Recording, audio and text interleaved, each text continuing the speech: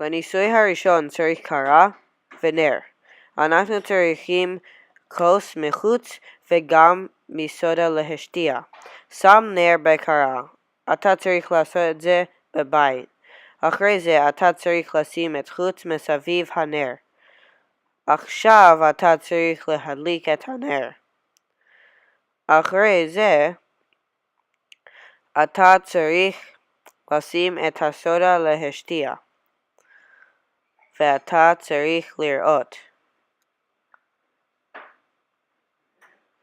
זה קרה כי סודה להשתייה וחוץ עושים קרבון דיאוקסיד. ונר לא יכול חי עם קרבון דיאוקסיד.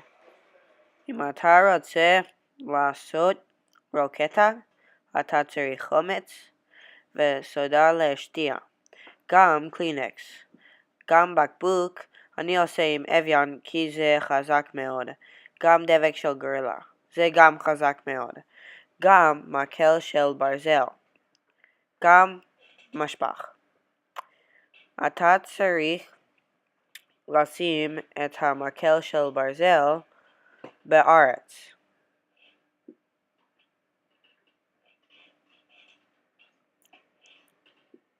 אחרי זה אתה צריך לחתוך את הדבק של גורילה ולשים על הבקבוק.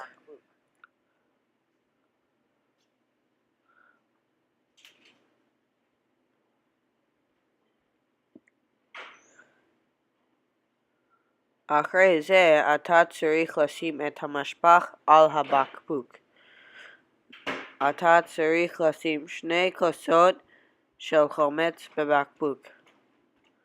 אחרי זה אתה צריך לשים את הקלינקס בבקבוק ומשפח על הקלינקס. עכשיו אתה יכול לשים את 3 כפיות של סודה להשתייה. אתה צריך לשים את הכובע של הבקבוק על הבקבוק.